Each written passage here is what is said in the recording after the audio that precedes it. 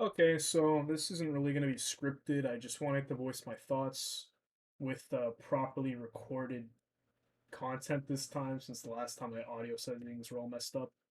But anyways, here's my forum post. Link will be in description. Titled "How Buffing the Gon 6 Can Fix Operator Pick Rate at High Ranks Such as Platinum Without Nerfing Guns." So, anyways, I start off by mentioning how Sophia, Ash, and Ace have had recoil increases and their gadgets were also nerfed in the case of Ace and Ash due to heightened pick rate. And I also mentioned how I feel that this is a very poor balancing lever, since I don't think that pick rate should really have this much of an effect on gun recoil by any means. So I offer some alternative solutions. I say that we should buff the Gon 6. Because if you think about it, it would make perfect sense. The Gon 6 was added so that we'd feel the need to not have to bring either ops with explosives or 40 frag grenades every 3 seconds just to clear utility.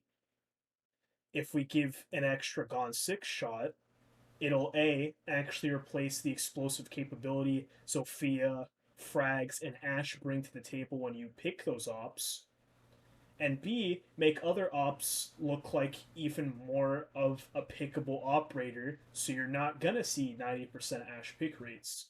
For example, if we look at Lion, giving him 2 Gone 6 shots would mean he has 3 stuns, the ability to destroy 2 pieces of bulletproof utility, and his Lion drone to scan and crowd control.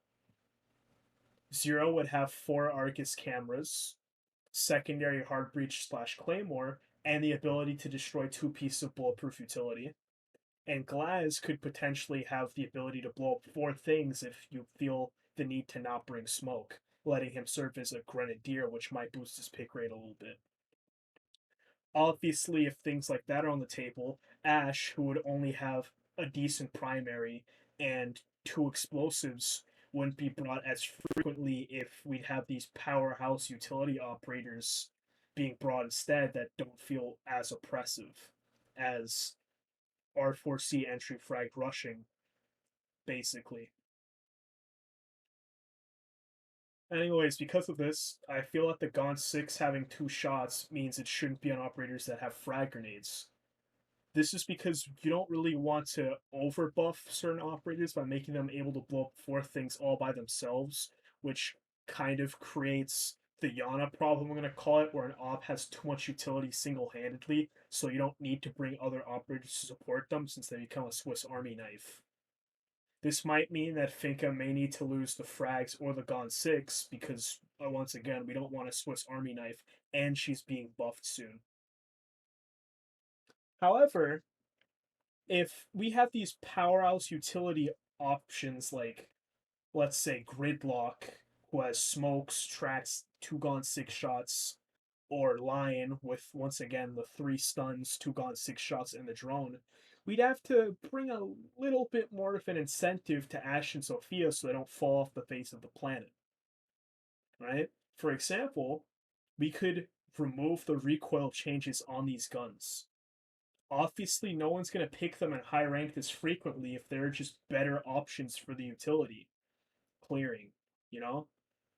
Those will naturally fall over time if other operators just blatantly fill the role better in some circumstances, and it'll allow them to actually serve as competition to this overpicked Ash and Sophia.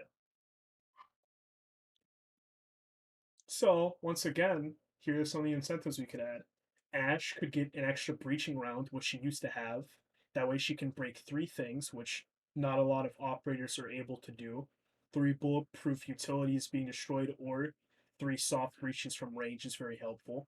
This helps distance her from looking as a worse Sophia, since Sophia has 2 breaches and 2 stuns, meaning she just has a blindly better gadget. And Sophia could have her rifle's recoil lowered due to the competition from other operators with this Gon 6, making her less of an auto pick. Additionally, that Ash R4C recoil could also be dropped since, once again, their pick rates would naturally drop if other operators just look like better options. And as a little bonus, Sledge could keep his SMG-11 since he would just be seen as better Ash with infinite soft breach capability and frags instead of ranged explosives that actually can frag people.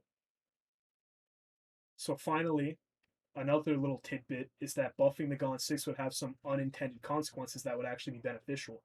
For example, Amaru could travel down 2 hatches with her secondary gadget slot still intact, or 1 hatch and still destroy a piece of bulletproof utility without even touching her secondary gadget slot.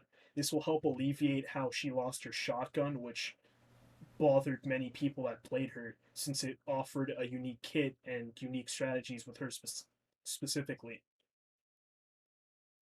And, as I previously mentioned, you could see a Glaz DMR only loadout where he serves as a Grenadier Sniper hybrid, which would be interesting and make him work in some stacks very well. Plus, maybe it might be worth bringing on Gridlock since you'd have just that absolute amount of utility and clearing capability at the same time in exchange for losing the shotgun. That's why I think that if we happen to buff the Gonne 6, it'll just overall help the game health quite a bit because we won't really have to worry about Ash's and Zophia's pick rate skyrocketing if we just have better alternatives that do a lot that will naturally create competition, bringing down the pick rate without making the entire community mad. And new players really confused as to why these weapons arbitrarily are impossible to control. Yeah, let me know your thoughts in the comments below, I guess.